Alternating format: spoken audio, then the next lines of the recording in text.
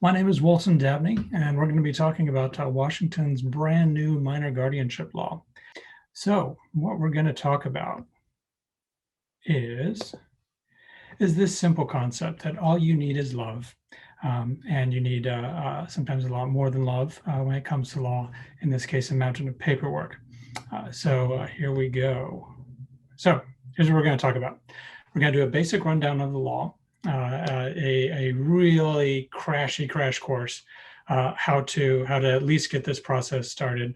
If you're a pro se litigant or your attorney that's going to be doing this for the first time, we're going to focus a little bit on emergency guardianship and how bad the situation needs to be before the court's going to actually intervene and do something about the kid's situation.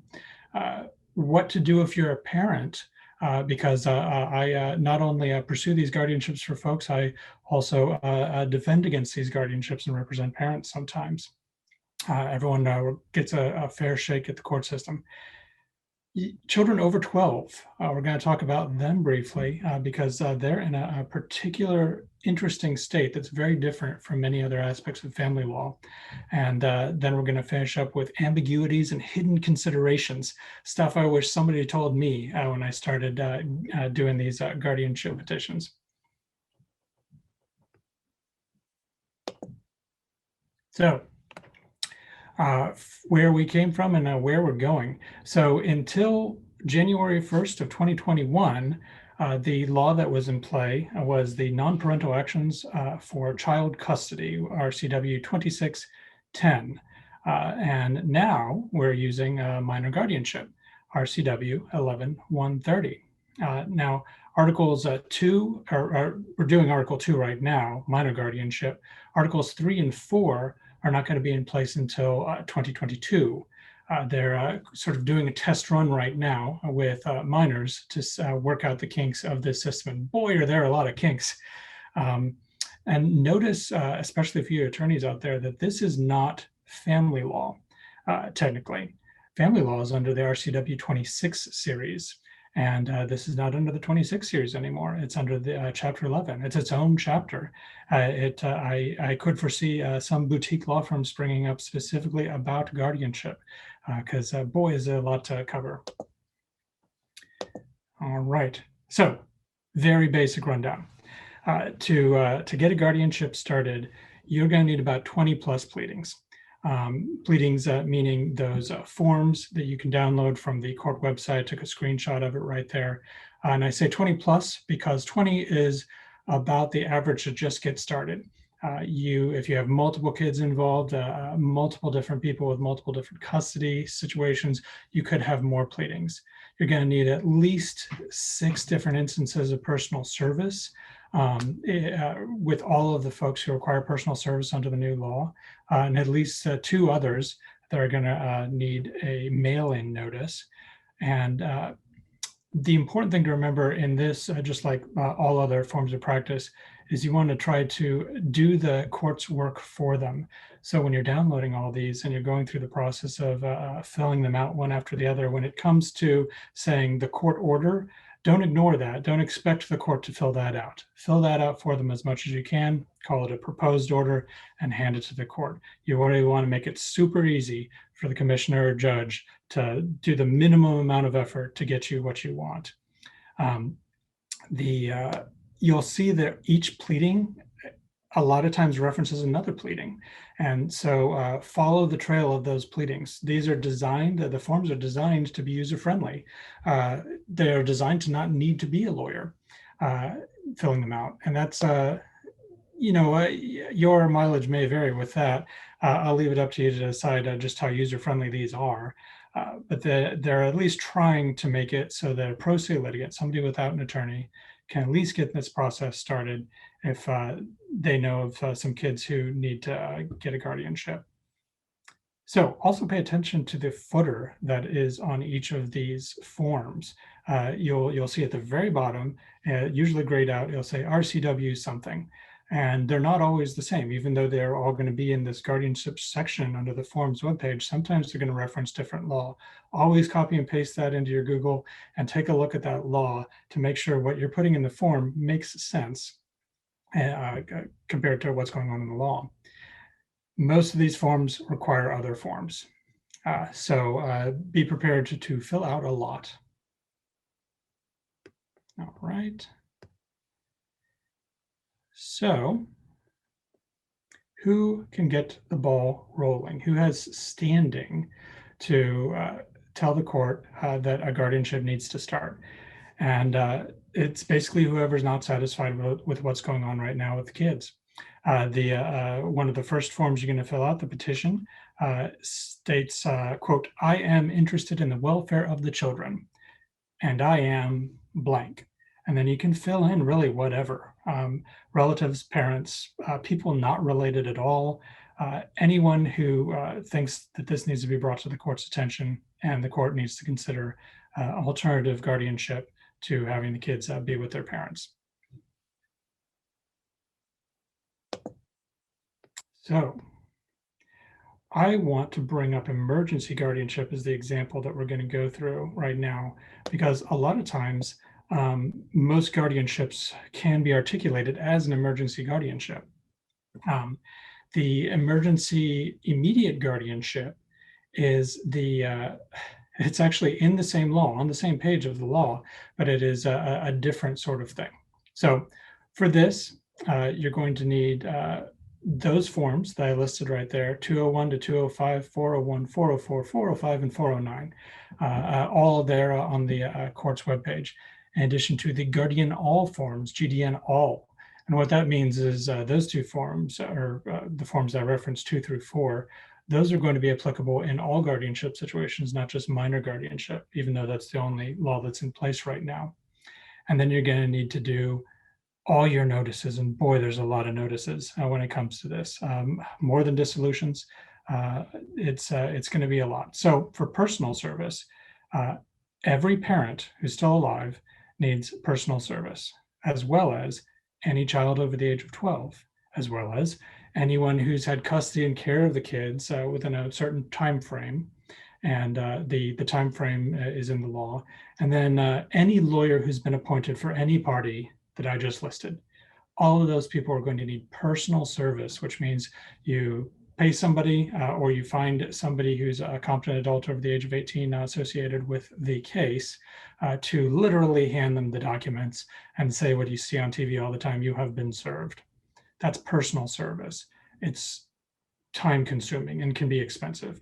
Then you also have mail service, which means that you need to mail the pleadings in proper notice to a bunch of other people. The class of people include grandparents, adult siblings of the kids, Native American tribes if the Indian Child Welfare Act applies, conservators of anyone who's involved, the proposed guardian if the proposed guardian is not the petitioner, which happens sometimes, and people who have had care for the child in some defined past that isn't as recent as those other class of people that are supposed to get personal service.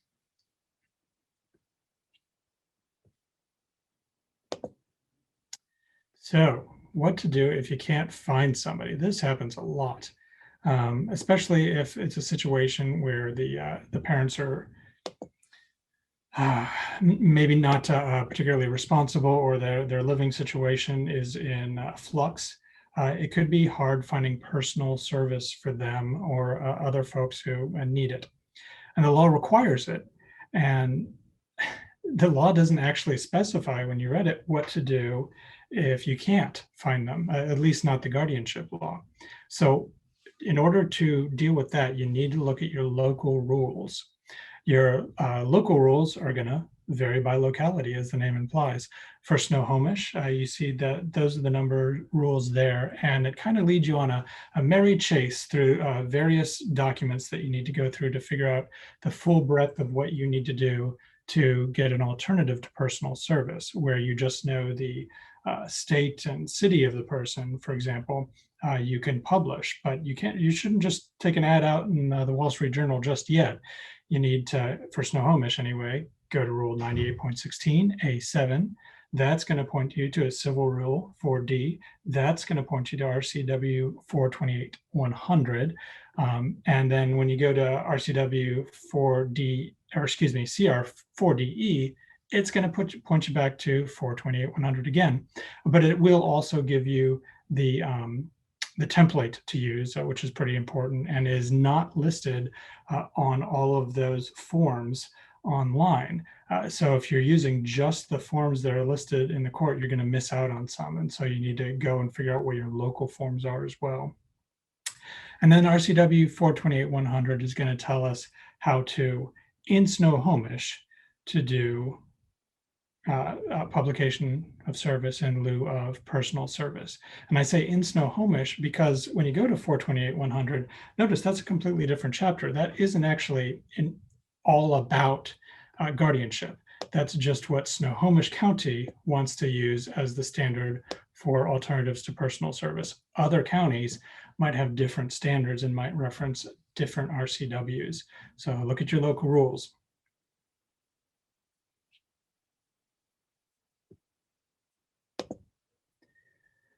Okay, now how bad does this need to be?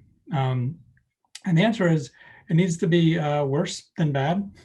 It needs to be, well, what's listed there. The parents, the existing parents or whoever has custody of the children at the time needs to be not willing or able to provide the support, care, and education, health, safety, and welfare of the child. So that's not just being a bad mom or dad. It's not just being grumpy. That's honestly not even somebody who cusses too much or doesn't take them to church enough or takes them to church too much or anything that you might have problems with about their parenting. It needs to get to a point where they're just not able to parent, essentially, either because they don't want to or because what they're doing should not constitute parental function. And parental function, that is defined, and the definition is right there. And it is further defined with a multi-item list. And in this list, though, you'll notice on this screen and the next screen too, it's long, but for guardianship, none of them is a silver bullet that's going to mean, yes, you definitely are going to have to get guardianship for these kids, or no, they definitely can stay with you. There are a myriad of functions for each one of these. And so you would need to figure out what is causing the most harm to the kids and focus on that in your petition.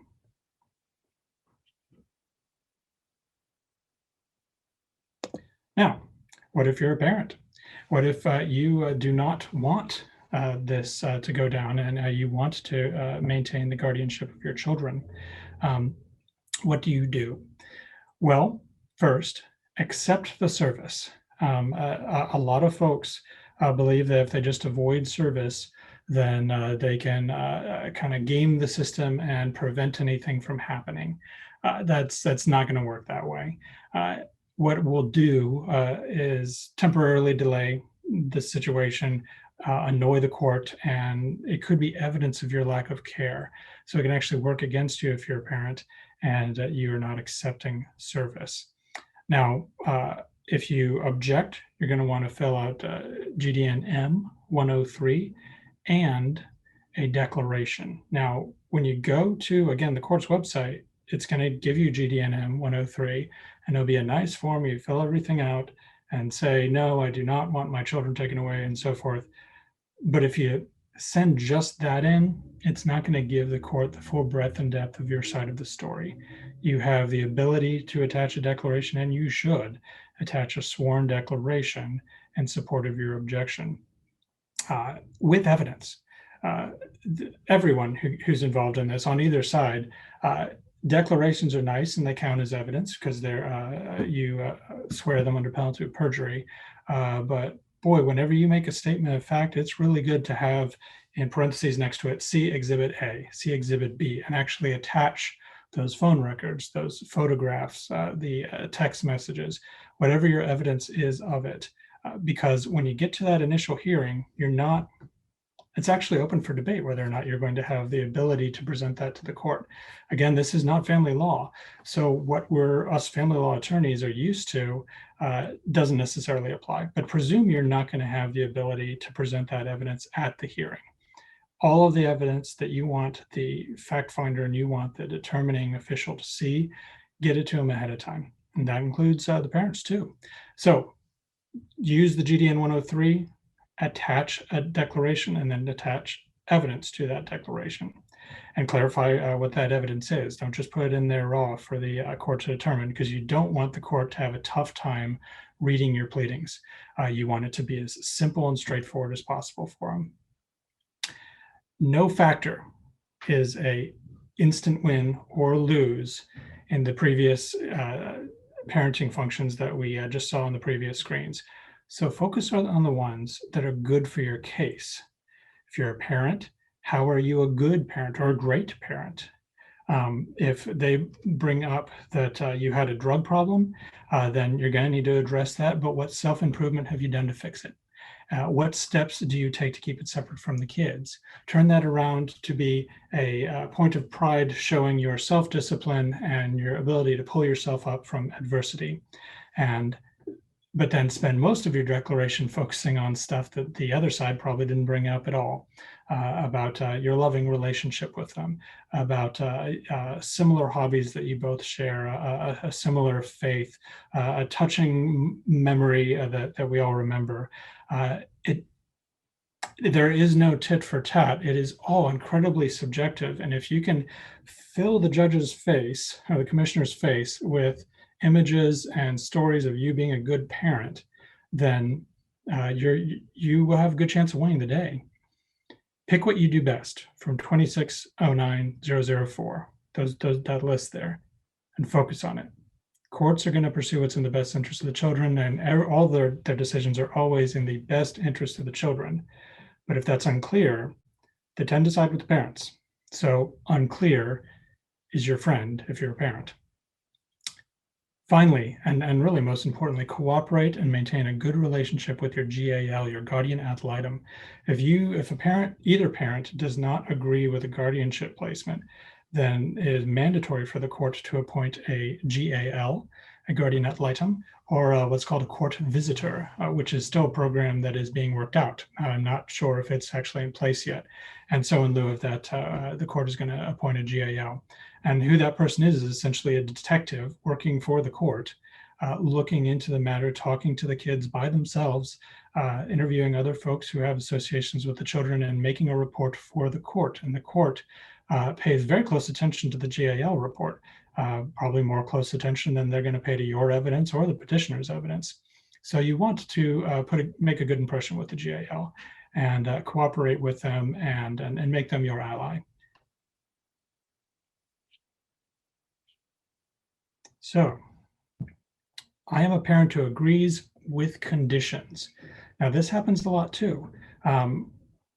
Rarely does a guardianship start just because somebody is mad at the parents and wants to punish them. Normally there is actually some difficulty going on with parenting, and some parents understand this, that they're pursuing a career, they might have a health problem, and they actually do need and could use the support of a guardian to help them with the kids.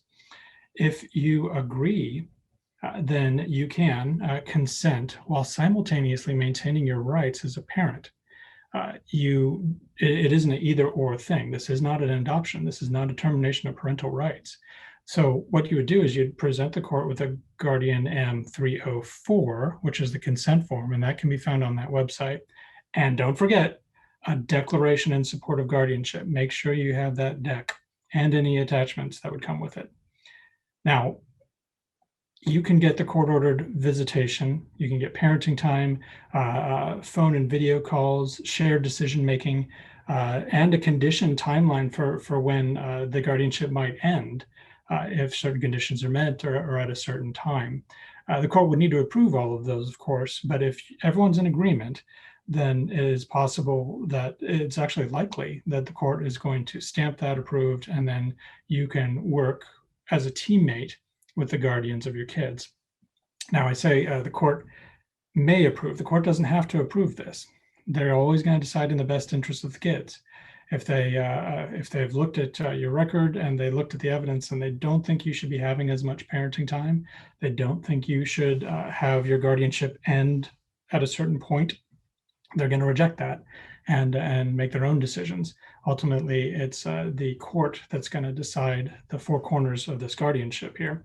Also, kids over 12 can successfully object to what you're suggesting. Kids over 12 have quite a lot of rights when it comes to participating in this matter, and we'll talk about that in a bit.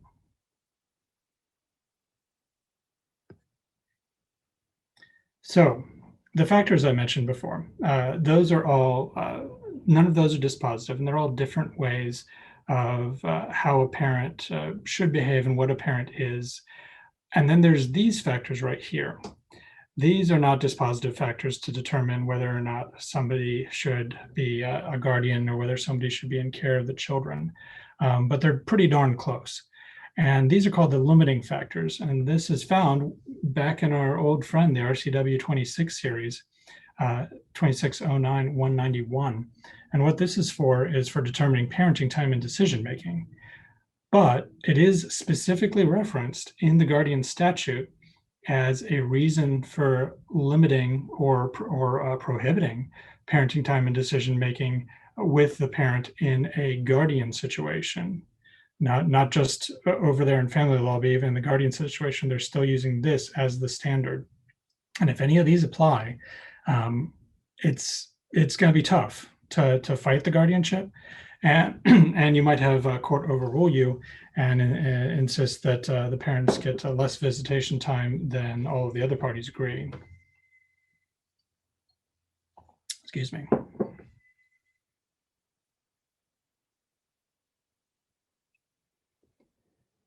So here's one of the most interesting things about the new law is that kids over 12 have a voice. Back in family law, kids under the age of 18, typically the courts do not like them participating.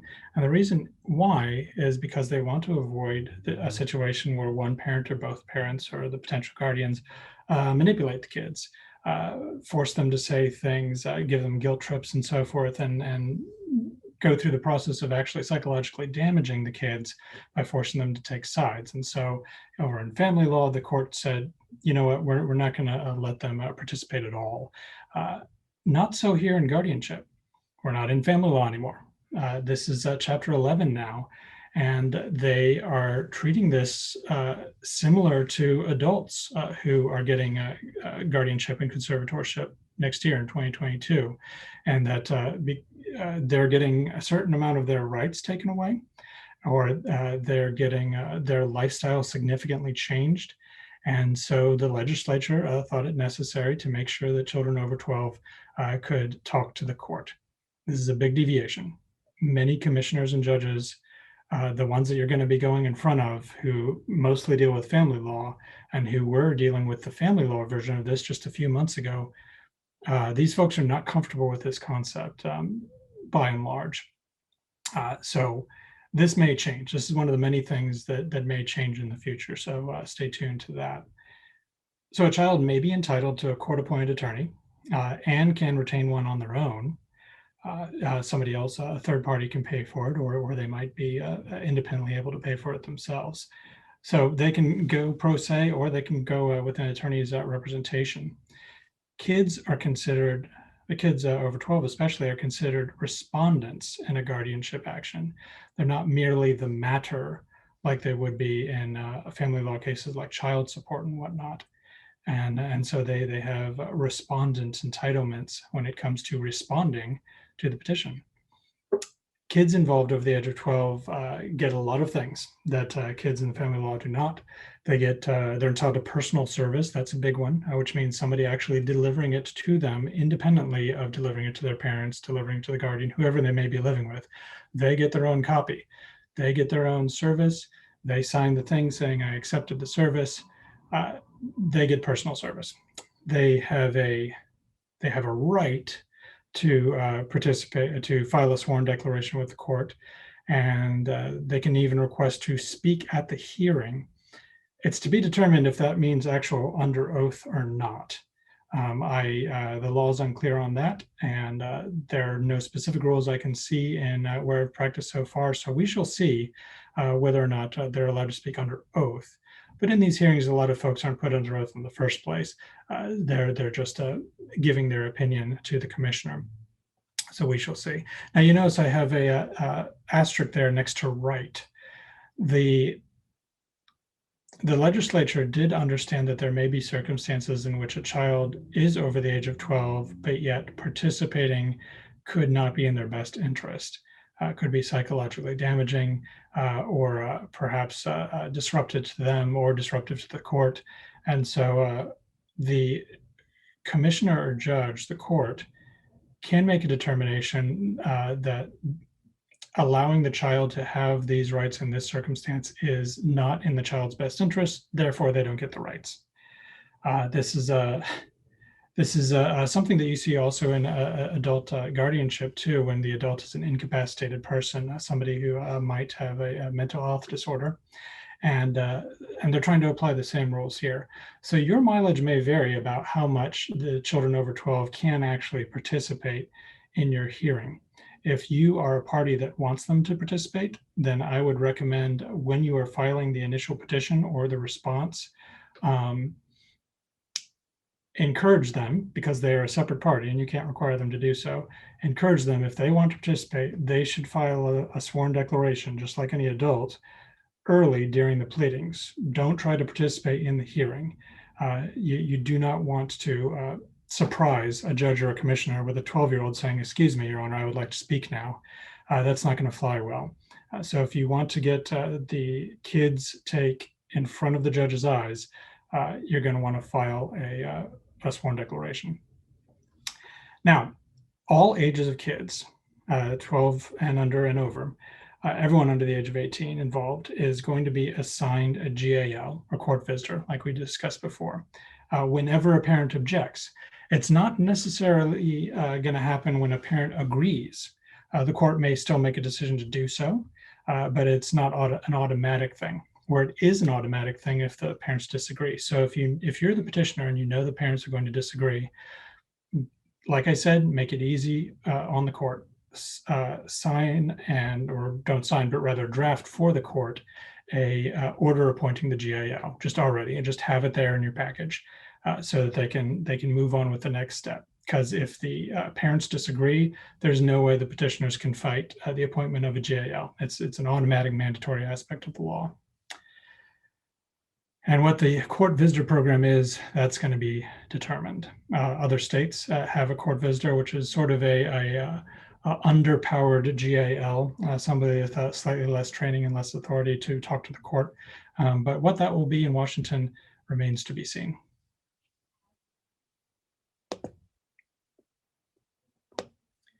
Okay, so ambiguities. Emergency guardianship versus immediate emergency guardianship. This is something that came up recently and is very applicable to what's going on right now in Washington. This is one of those instances where I saw the law modified in front of my very eyes. So bear with me here. RCW 11-130-225, that section is a very big page, and that is the emergency guardianship of a minor. That requires a few things, but in order to get the emergency guardianship of the minor, you need those two situations. It needs to be likely to prevent substantial harm to the minor's health, safety, or welfare, and no other person has the authority or willingness to act in the circumstances. The first part of that law, just regular emergency guardianship, does not, or rather it requires notice to the parents and a hearing before the guardianship can start. But when you go further down on that very same page, and it's kind of hard to find, it's not there's not a clear bolded title. Subsection 4 of that discusses what we call immediate emergency guardianship. And for that one, the petitioner is going to need to file an affidavit or testimony under oath that the minor's health, safety, or welfare will be substantially harmed before a hearing with notice on the appointment. So it's the same standard as a regular emergency guardianship, but then we're concerned that the harm is going to happen before a hearing can take place. And then that does not require notice or hearing before the guardianship starts. Now, if you get Emergency guardianship, that's going to be scheduled on the regular guardianship calendar, which in Snohomish are on Wednesdays, and you'll just take the slot that's next available. And since we're also having to give notice, you're looking at about 15 days out or so. Immediate emergency guardianship must be held within 5 days, so long as that's a court date or the closest to that on a court date. It actually says in the law, it's one of the few areas of this law that's very clear. In that subsection 4, it specifically states that it needs to be held within 5 days. It doesn't say that for regular emergency guardianship. So what is the difference between the two here? What's the genuine difference when you're practicing or you're a pro se litigant deciding whether or not you want to file for this or the other? When it is likely to prevent substantial harm to the minor's health, safety, or welfare. Well, what situation is it going to be likely to prevent substantial harm to the minor's health, safety, or welfare, but can wait 15 days? They can wait for the next hearing. From my perspective, just a little old Walton Dabney talking here, it seems like you're hurting your argument that this is something that's going to substantially harm the kids. Because if they're in a situation that they need to be taken away from on an emergency basis, but we'll wait a couple of weeks, yeah, you're kind of arguing against yourself at that point. Now, so how emergent is this emergency guardianship that's not immediate? That is another question where you need to look at local rules, and sometimes the local rules don't say. So when it's an immediate guardianship, immediate emergency guardianship, where you need to take the kids right now without a hearing, then you need to go in person in front of a judge in the court and make that case, and what's called an ex parte hearing, a hearing without the other party. That is required for immediate guardianship. That it is unclear whether that's required for emergency guardianship that's not immediate, because of the situation in which there isn't instantaneous filing, and because the guardianship doesn't start until the hearing. It seems unlikely that you need to go in front of a judge or commissioner. However, when you look at the emergency orders, your court rules, COVID orders, may make it sound like you actually do need to go in front of them, because remember, they're using the word emergency even when you're going to wait 15 days. And emergency is usually listed as one of the things that requires an ex parte hearing. Rather than try to parse through whether or not this is really an emergency or just an emergency in name only, talk to your attorney if you have an attorney, and if you don't, make a strong determination about whether or not this really can wait multiple days to get on the court calendar, or whether you should just skip over regular emergency and go straight to immediate guardianship.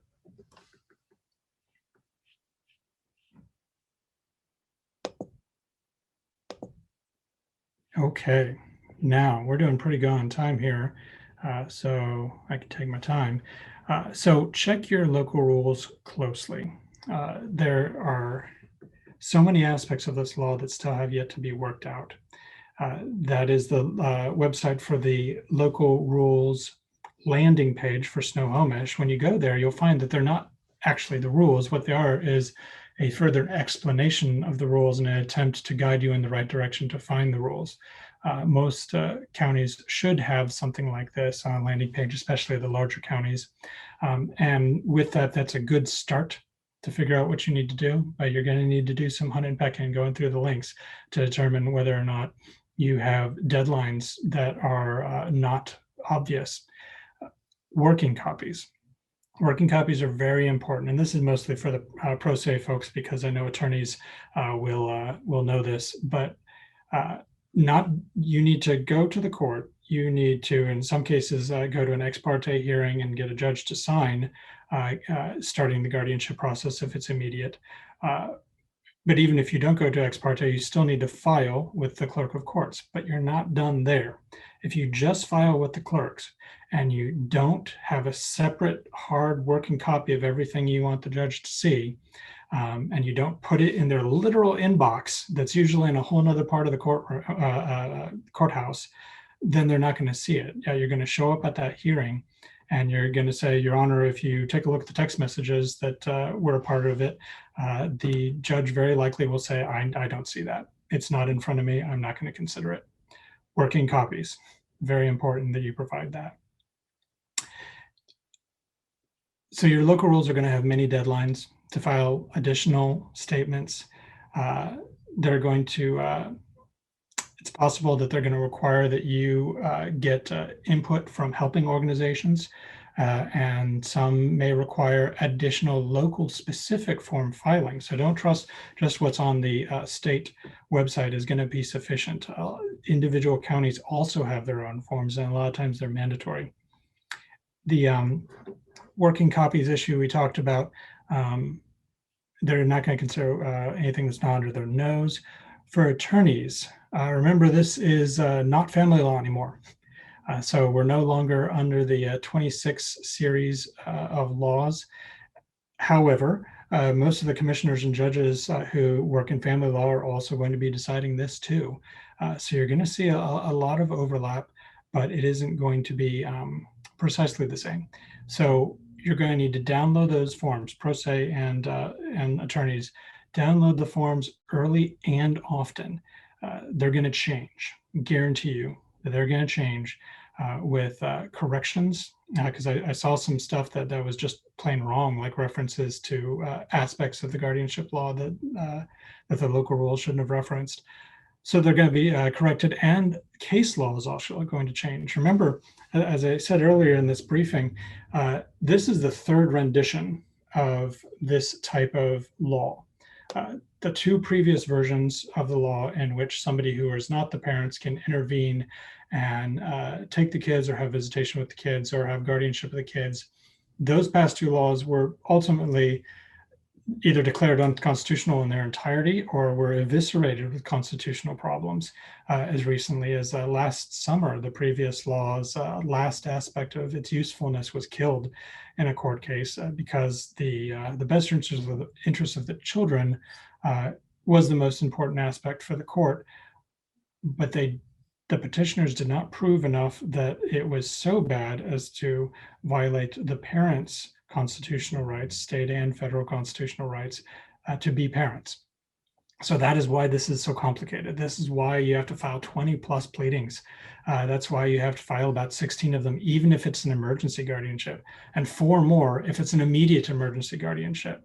So much paperwork and so much complexity, and all of that is just jumping through these hoops so that the law can stay the law as the legislature intended, and not be eviscerated later in the courts for constitutionality. But it very well may happen, or portions of it may be modified. So download the forms early and often, because they will change. Okay, so for more information on this, I hope you can tell I really like this topic. For more information, keep up with my blog, which is on beresfordbooth.com/news, and then you're going to want to click for family and divorce law. Yes, I know it is not family law. I've said that like 19 times, but that's just where we have it on the website. And so follow along with me as we go through this process and watch this happen. It's very rare that you see a death of a law, the old non-parental custody law, and then the birth of a new one, and then the growing pains of that law as it gets played with and modified, applied to real life, and changed around by judges. So it's a fascinating take, and we can't wait. Sometimes the kids can't wait to get guardianship. And so pro se litigants, our clients, attorneys, we just need to dive in and deal with these waters that have not been charted yet, and chart them for the sake of the kids. Okay, well, thank you very much. This has been Walton Dabney with Beresford Booth talking about Washington's 2021 minor guardianship law. That's all I have. I have no idea how to sign off of this.